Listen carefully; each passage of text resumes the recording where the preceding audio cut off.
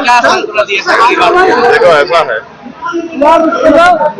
जब कार्यक्रम खत्म हुआ मेरे पास हमारे साथियों द्वारा हम रिजवी जी के घर से सूचना आई कि 2 बच्चे इस तरह से पानी में डूब गए।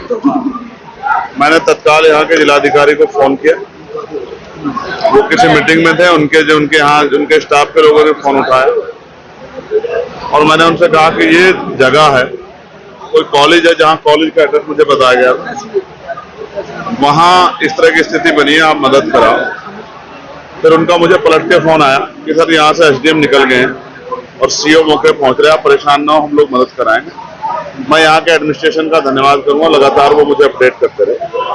हालांकि क्योंकि ये एक बहुत बड़ा दुख है 2 नौजवान साथियों के जाना।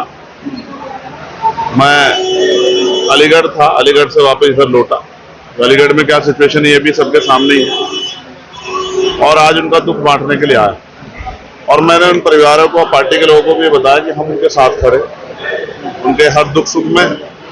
हालांकि संभवतः अब तक ऐसा होता है कि भाई आज दुख है, सब लोग आ जाते हैं, चले जाते हैं। हमने अपनी पार्टी में एक अलग तरह का दृष्टिकोण बनाया है, हम तब तक साथ खड़े रहते हैं जब तक उनकी समस्या हल नहीं होती। शासन प्रशासन स्तर से जो मदद हो सकती है उसके लिए भी हमारी पार्टी काम कर रही है और व्यक्तिगत तौर पर भी हमारी पार्टी, हमारे नेता उनके साथ खड़े, हम लोग उनका हाथ नहीं छोड़ेंगे, अपने परिवारों को कमजोर नहीं पड़ेंगे। इसमें क्या आपने कोई मुआवजे की घोषणा करी है कि अभी तक परिवार के लिए क्या मुआवजे की भी मांग कर रहे हैं, क्योंकि पोस्टमार्टम को लेकर एक विषय था, लेकिन फिर भी एडमिनिस्ट्रेशन से, यहाँ के जिलाधिकारी और कमिश्नर से हम लोग बात कर रहे हैं और पार्टी भी अपनी तरफ से उनका हाथ पकड़ेगी, क्योंकि अगर यही दुख का समय होता है एक दूसरे के हाथ पकड़ने का, आज पार्टी उनके साथ खड़ी, ये बताने के लिए मैं हूँ। इसमें बीजेपी के मंत्री का बयान वायरल हो रहा है कि वो कूड़े से सोना बनाने का काम किया जाएगा, ऐसी मशीन तैयार होने वाली है और ये बयान काफी वायरल हो रहा है।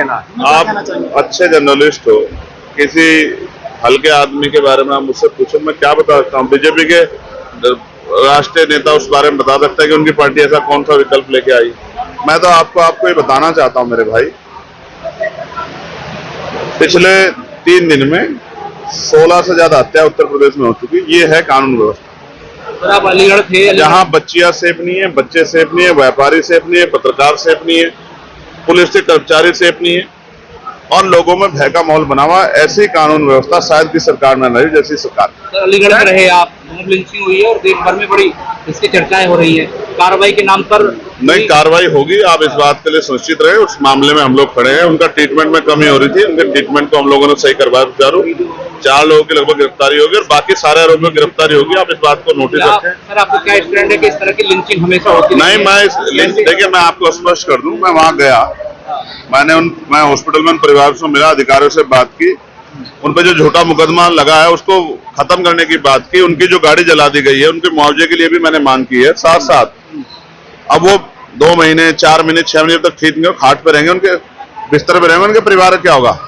तो उनके आर्थिक मदद के लिए भी मैंने मुख्यमंत्री जी के यहाँ पत्र में लिखा है और मैंने प्रशासन से मांग किया कि जिन दंगइयों ने ये माहौल बनाने का काम किया, पूरे शहर की फिजा बिगाड़ने का काम किया, जो वहां गुंडा टैक्स लेते हैं, ऐसे लोगों पर लगाम लगाई जाए। और इस मामले में हम लोग इतने सख्त कार्रवाई के मूड में हैं, इतनी सख्त कार्रवाई हम लोग कराएंगे और इनको सजा दिलाएंगे कि दोबारा कोई मॉब लिंचिंग करने से पहले 1000 बार सोचेगा। कर रहे हैं सर, लेकिन उससे पहले सेमीफाइनल लड़ेंगे जी, जिला पंचायत इलेक्शन सेमीफाइनल पार्टी के समर्थन में लड़ेंगे। नहीं, आजाद समाज पार्टी अपने बलबूते लड़ेगी। सर, विधानसभा की तैयारी चल रही है, पहले 33 पंचायत चुनाव से निपट